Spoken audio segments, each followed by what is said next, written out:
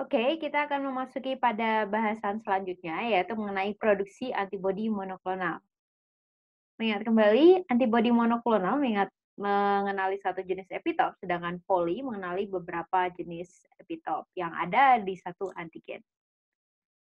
Kita akan bahas dulu mengenai produksi antibodi poliklonal. Kalian bisa lihat pada gambar yang pertama kita lakukan adalah kita menginjeksikan antigen pada hewan. Dalam hal ini adalah apa ini? Kelinci. Oke, sebagai contoh ya, misalkan kalian ingin memproduksi antibodi terhadap tumor nekrosis faktor alfa, tadi misalkan untuk rheumatoid arthritis. Jadi yang kalian lakukan yang pertama adalah menginjeksikan TNF alfa. Selanjutnya, antigen tersebut akan mengaktifasi sel B. Dia ada antigen yang memiliki beberapa jenis epitop, itu akan mengaktifasi sel T, kemudian sel B. Nah, aktivasi sel B ini dapat menginduksi perubahan dari sel B menjadi sel plasma yang nantinya akan memproduksi antibodi. Jadi, kalau misalkan sel B teraktivasi, itu akan berubah menjadi sel plasma. Nanti sel plasma ini yang akan memproduksi antibodi. Dan ada juga sel B memori. Jadi, sel B ini punya kemampuan untuk mengingat antigen apa yang pernah masuk ke dalam tubuh. Sehingga kalau misalkan ada infeksi lagi dari antigen tersebut, maka tubuh sudah siap untuk memproduksi antibodi. Oke, antibodi yang disekresikan pada serum akan selanjutnya kita ambil. Jadi kita ambil darahnya, kemudian kita preparasi supaya didapatkan serum. Nah, di dalam serum ini kita harapkan ada antibodi yang kita inginkan. Akan tetapi di serum kan itu ada banyak komponen lainnya ya, misalkan albumin, transferin, dan sebagainya. Tentunya di sini kita perlu lakukan purifikasi supaya didapatkan antibodi yang kita inginkan. Nah, bedanya dengan antibodi monoklonal, di sini kalian bisa lihat ya. Kalau secara definisi, antibodi monoklonal adalah kumpulan antibodi yang identik karena menghasilkan satu jenis karena dihasilkan oleh satu jenis sel B yang hanya mengenali satu epitop. Jadi, antibodinya spesifik terhadap satu jenis epitop. Caranya kurang lebih sama waktu awal, jadi kita injeksikan antigen pada hewan coba, dalam hal ini adalah tikus misalkan. Selanjutnya, kalau kita lakukan antibodi monoklonal, itu beda ya dengan poliklonal. Kalau monoklonal itu yang kita ambil adalah limfanya, bukan darahnya. Kalau poliklonal kan kita ambil darahnya. Kalau monoklonal kita ambil limfa, di mana kita tahu kalau produksi maturasi sel imun itu terjadi di limfa. Selanjutnya, kalau kita ambil limfa, kita lakukan isolasi sel B atau sel plasma. Harapannya sel plasma ini nanti kan bisa memproduksi antibodi yang spesifik terhadap antigen. Oke, jadi bedanya di situ ya untuk yang pertama, poli dan monoklonal. Jadi kita ambil limfa, kita lakukan isolasi sel plasma. Nah, selanjutnya kita lakukan preparasi dari sel mieloma atau yang dikenal juga sebagai sel tumor. Sel mieloma ataupun sel tumor ini memiliki kemampuan untuk bereplikasi yang tidak terbatas atau immortal dan juga bersifat klonogenik. Jadi dapat membentuk klon saat ditemukan secara in vitro. Ya, jika kita sudah punya sel tumor atau sel mieloma dan juga kita punya sel plasma atau sel B, selanjutnya akan kita fusikan. Fusinya ini kita dapat menggunakan polyethylene glycol yang paling sering ya, sehingga nanti didapatkan hibridoma. Hibridoma itu merupakan sel hybrid yang memiliki sifat gabungan dari kedua parent cell, yang dihasilkan dari memfusikan mieloma dan juga sel B. Jadi kalian bayangkan kalau kita bikin protein terapeutik kan kita menggabungkan antara plasmid dan gen yang kita inginkan. Nah, hasil gabungannya itu kan disebut dengan DNA rekombinan. Kalau di antibodi sini diproduksinya gabungan antara sel plasma dan sel tumor ini kita sebut dengan sel hibridoma. Nanti sel hibridoma ini memiliki sifat yang dipunyai oleh sel plasma maupun sel tumor. Jadi harapannya hibridoma ini bisa memproduksi antibodi seperti sifatnya sel plasma ya, dan juga dapat hidup hidup seterusnya atau immortal karena punya kemampuan untuk replikasi tidak terbatas. Selanjutnya, sel hibridoma ini akan kita seleksi, kita tumbuhkan, screening dan macam-macam lagi nanti akan kita bahas di belakang.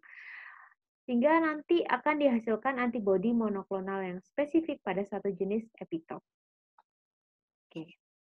Jika diruntut tahapannya seperti ini. Yang pertama, kita lakukan imunisasi hewan uji, kita antigen, masukkan ke hewan. Oke. Yang kedua, ini ada 2A dan 2B. Yang 2A ini kita mengisolasi sel B dari limpa. Jadi kita ambil sel limpa, jaringan limpa, kemudian kita ambil dari sel B-nya. Dan yang 2B ini kan kita kultur mieloma. Jadi kita tumbuhkan mieloma, kita ambil sel mieloma. Dan tahap ketiga kita lakukan fusi antara sel B dan mieloma. Ini kita fusikan. Selanjutnya, tahap keempat kita lakukan seleksi hibridoma.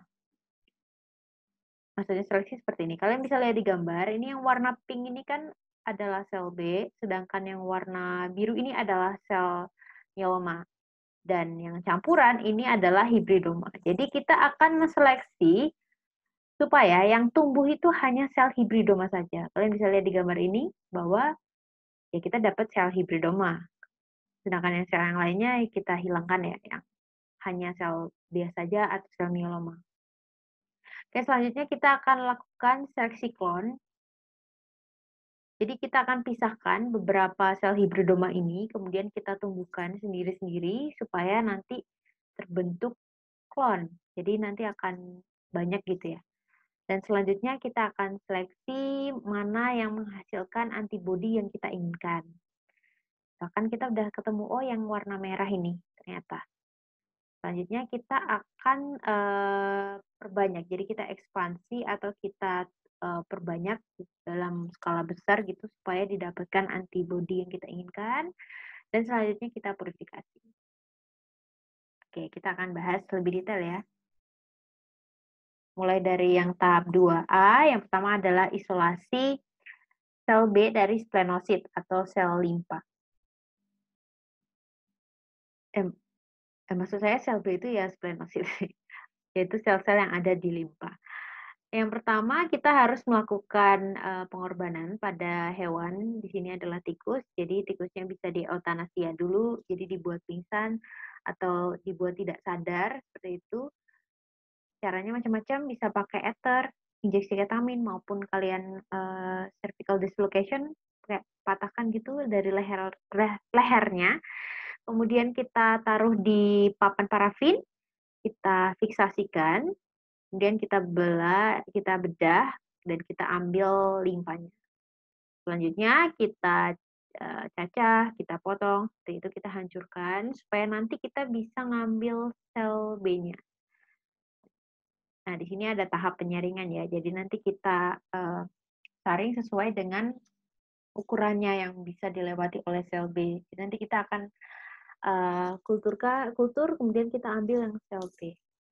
Ya, tahapnya secara umum seperti ini. Saya juga pernah melakukan isolasi glomerulus, tapi dari ginjal ya. Dan secara umum tahapnya begini sih sama. Kita ambil organ, kemudian kita cacah, kita potong-potong, kemudian kita saring, kemudian kita kultur, nanti kita ambil mana yang sel B, seperti itu. Jika kita sudah mendapatkan sel B, selanjutnya akan kita fusikan bersama sel mieloma. Harapannya akan dihasilkan sel hibridoma, yang merupakan gabungan dari plasma dan mieloma. Akan tetapi, kenyataannya tidak hanya sel hibridoma saja yang tumbuh. Nah, ada 4 jenis sel lainnya. Yang pertama adalah sel plasma yang tidak berfusi. Jadi sel plasma saja. Kemudian ada sel mieloma yang tidak berfusi, sel mieloma utuh. Dan ada juga gabungan dari sel mieloma dan sel mieloma, kalian bisa lihat ini kan double 2 ya. Dan juga sel plasma dan sel plasma. Jadi bisa saja PEG-nya itu malah menggabungkan sel plasma ataupun sel mieloma gitu. Nah, kan padahal kita pengennya dapatkan sel hibridoma saja kan. Selanjutnya, untuk menseleksi supaya kita ngambil sel hibridoma saja, kita tumbuhkan pada media HAT. Nanti saya akan jelaskan lebih detail mengenai HAT, tapi ini saya tunjukkan hasil akhirnya saja. Ternyata setelah ditumbuhkan pada media HAT, sel plasma, baik yang tidak berfusi maupun yang berfusi, itu mati. Semuanya mati. Karena sel plasma itu lifespan-nya pendek. Ya, layaknya sel-sel biasa ya. Kan bedanya dengan sel mieloma atau sel tumor seperti itu. Kalau sel yang biasa itu kan ya cepat, ya ada waktunya lifespan-nya gitu. Pasti nanti akan mati. Kalau sel tumor itu kan hidup terus-menerus. Nah, apakah sel mieloma yang ini juga bisa hidup? Ternyata tidak. Kalau sel mieloma baik yang berfusi maupun yang tidak berfusi ditumbuhkan pada media HAT, ternyata sel ini akan mati. Sedangkan sel hibridoma itu akan hidup, sehingga akan kita lanjutkan pada seleksi klon. Nah, pertanyaannya adalah, kenapa kok sel mieloma ini bisa mati, sedangkan ini bisa hidup? Nanti kita akan bahas selanjutnya. Oke, tadi kan setelah kita fusikan, akan kita tumbuhkan pada media HAT, sehingga harapannya nanti sel-sel tersebut bakal bisa banyak gitu ya, bereplikasi. Nah, untuk replikasi DNA, kita butuh nukleotida. Kita ketahui nukleotida itu merupakan penyusun dari DNA. Nah, untuk mensintesis dari nukleotida itu ada dua jalur. Yang pertama adalah jalur de novo, dan yang kedua adalah jalur salvage. Ini pada media HAT ini kan mengandung H, A, dan T. Nah, saya highlight pada yang A ini aminopterin ternyata akan menghambat sintesis nukleotida dari jalur de novo. Jadi untuk sel yang ditumbuhkan pada media HAT ini hanya bisa tumbuh melalui maksud saya hanya bisa mensintesis nukleotida melalui jalur salvage. Tapi apakah semua sel tadi 5 jenis itu bisa sintesis melalui jalur ini? Ternyata ada persyaratannya. Jadi sel dapat mensintesis nukleotida sehingga dapat hidup pada media ini jika memiliki HGPRT. HGPRT itu adalah hiposantin guanin fosforibosil transferase. Jadi kalau misalkan tidak punya HGPRT, maka tidak bisa tumbuh di media tersebut. Oke, kita lihat ini lebih detailnya. Ulang kembali yang atas ya. Jadi aminopterin itu dapat menghambat jalur de novo, sedangkan hiposantin dan timidin itu merupakan metabolit pada jalur salvage. Nah, untuk bisa sintesis protein melalui jalur ini harus punya HGPRT. Kita lihat di sini pelan-pelan dari mana ya? Sel plasma dulu. Nah, sel plasma tadi seperti saya bilang kan akan mati jika ditumbuhkan pada media HAT. Sebenarnya bukan karena medianya, tapi karena memiliki lifespan yang pendek. Oke. Seperti kita ketahui, tadi kan jalur sintesis itu ada dua. Yang pertama de novo. Nah, semua jalur de novo ini tidak bisa jalan di pada sel plasma maupun hibridoma ataupun mieloma karena media yang kita gunakan adalah aminopterin. Jadi selnya itu tidak bisa mensintesis protein melalui jalur ini. Jadi kita akan fokus pada jalur salvage saja. Pada sel plasma itu, tadi kan syaratnya harus punya HGPRT. Ternyata sel plasma punya kok. Akan tetapi lifespan-nya pendek, sehingga ya selnya bakal mati. Coba kita lihat yang sel mieloma. Kalau untuk sel mieloma ternyata mati. Loh, kenapa? Padahal kan lifespan-nya panjang. Nah, ternyata karena sel mieloma itu tidak punya HGPRT. Ya, otomatis nggak bisa sintesis nukleotida melalui jalur ini. Nah, kita akan highlight pada sel hibridoma. Apa yang terjadi? Sel hibridoma ini bisa hidup. Karena meskipun jalur de novo-nya tidak bisa jalan ya, karena dihambat oleh aminopterin, akan tetapi sel hibridoma ini ternyata punya HGPRT yang didapatkan dari sel plasmanya. Ini kan tadi gabungan sel plasma dan ini ya, dan mieloma. Akan tetapi bedanya dengan sel plasma yang biasa yang tidak fusi itu sel hibridoma ini punya lifespan yang panjang sehingga bisa hidup. Nah, hal ini didapatkan dari mielomanya, sifat mielomanya gitu. Jadi kenapa kita mengkombinasikan dua itu? Karena harapannya ya biar selnya bisa hidup. Karena memiliki dua sifat dari masing-masing sel parent. Begitu ya. Jadi sekarang kalian sudah tahu kenapa kok sel yang tidak berfusi ataupun yang berfusi dengan sesamanya itu mati, sedangkan hibridoma itu hidup. Tolong diingat, ujian pasti keluar. Oke, anggap saja kita sudah punya sel hibridoma. Selanjutnya, seperti yang saya bilang, kita akan menumbuhkan masing-masing sel hibridoma itu pada masing-masing plate yang berbeda, supaya nanti kita dapat misalkan ada 4. Ada 4 jenis ya, 4 jenis sel hibridoma. Nanti kita akan tumbuhkan, ini gambaran saja ya, ada 4. Kemudian akan kita tumbuhkan dan nanti kita akan pilih mana sih sebenarnya sel hibridoma yang menghasilkan antibodi yang kita inginkan.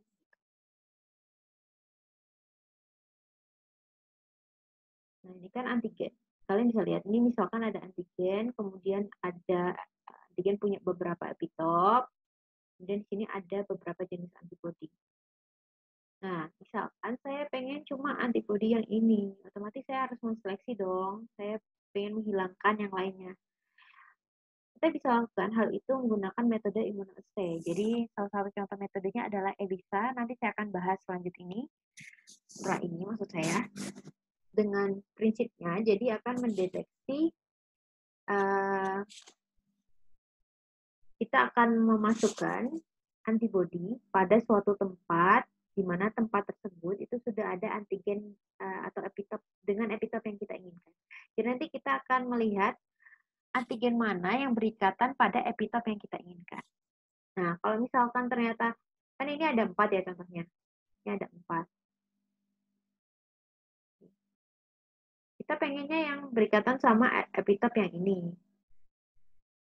Nah, kalau misalkan yang lainnya ini, saya berikan epitop yang ini, ternyata dia nggak bisa ngikat, otomatis kan ini bakal ter-exclude.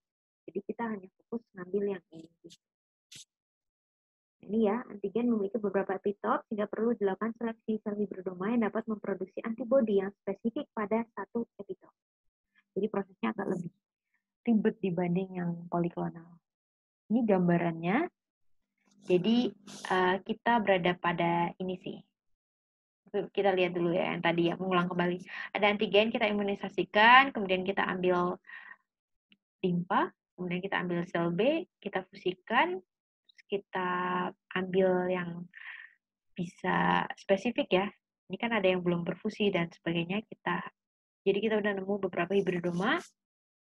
Kemudian kita seleksi hibridomanya yang dapat memproduksi antigen yang spesifik, antibodi yang spesifik terhadap antigen yang kita inginkan. Caranya adalah kalian bisa lihat di kotak ini yang warna biru. Nah, kita menyiapkan ada plate isinya antigen. Misalkan tadi saya mau produksi TNF alpha dengan epitop tertentu gitu ya. Jadi misalkan ada epitop A gitu. Jadi saya tumbuhkan antigen dengan epitop A di sini, semua sudah. Selanjutnya saya akan ini kan tadi kan ada kita udah melakukan kultur ya masing-masing. Nah, selanjutnya misalkan kultur 1A. Ini saya akan masukkan di tempat ini. 1A juga. Sehingga nanti hasilnya seperti ini. Dan sama ya, yang lain juga seperti itu. Oke, ya. Untuk men-screeningnya caranya gitu. Jadi ada antigen di plate, jadi udah nempel, kemudian kita tambahkan hibridoma kita, harapannya hibridoma kita kan tadi akan memproduksi antibodi. Nah, nanti kita lihat, kita cuci dan kita berikan perlakuan macam-macam, sehingga nanti kita lihat, ternyata dari beberapa sel hibridoma yang memproduksi antibodi yang kita inginkan, adalah yang nomor C2 dan juga 4G. Nah, kenapa kita bisa yakin bahwa ini yang memproduksi? Karena nanti kita akan melakukan deteksi atau spektro, otomatis kalau misalkan yang berikatan di sini, ya berarti antibodi yang spesifik terhadap epitop tersebut, salah satu epitop yang kita inginkan.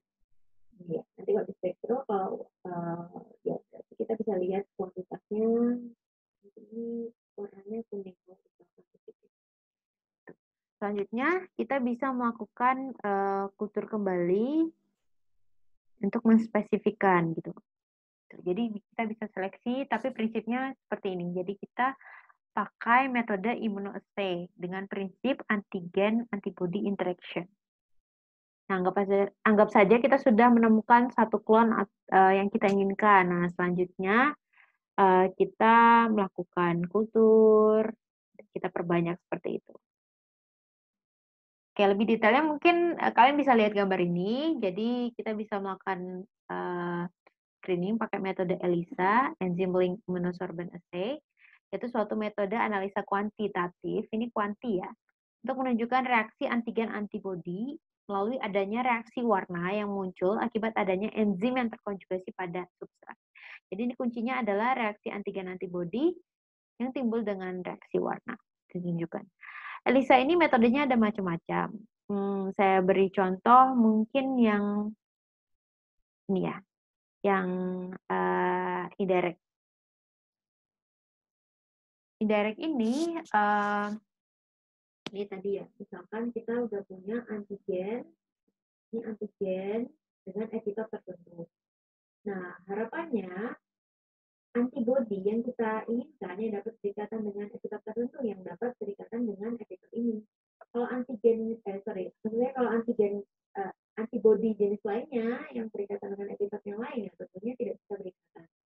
Selanjutnya, kalau misalkan antibodi yang sudah berikatan, maka akan kita tambahkan antibodi sekunder dan substrat, enzim, dan sebagainya. Pokoknya nanti hasil ikatan antara antigen dan antibodi ini kita bisa visualisasikan melalui adanya reaksi warna, dan kita bisa lakukan kuantifikasi ya udah menggunakan spektro gitu.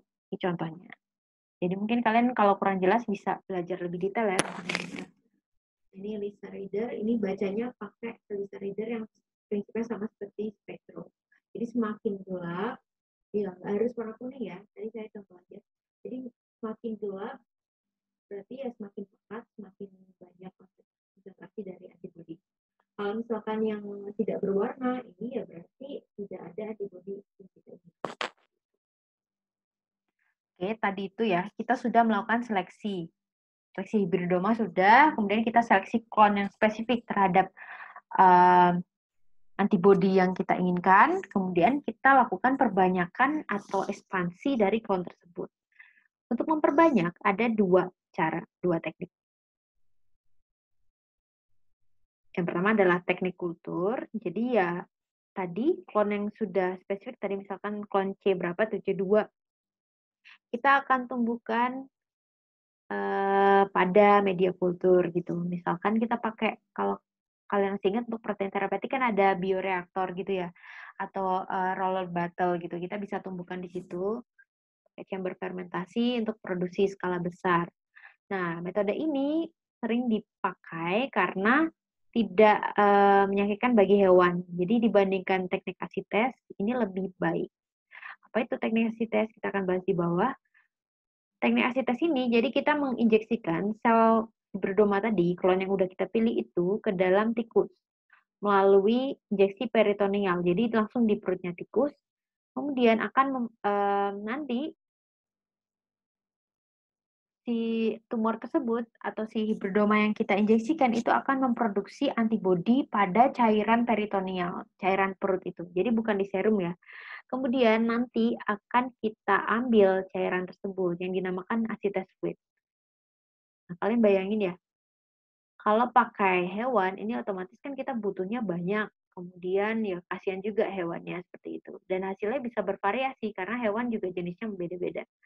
Jadi dibandingkan metode kultur, metode ini ya kurang diminati gitu. Jadi biasanya kita pakai metode kultur, apalagi dalam produksi skala banyak. Selanjutnya, kita lakukan purifikasi dari antibodi. Misalkan tadi kalian pakai metode kultur, otomatis kan kita pakai media, misalkan media itu ada serumnya, dan sebagainya gitu. Nah, untuk menghilangkan adanya campuran lain atau substansi lain di selain antibodi, maka kita harus melakukan purifikasi. Ini secara umum ya, saya ngambil dari jurnal, jadi tapi, bisa beda-beda tahapnya. Yang pertama kita bisa melakukan,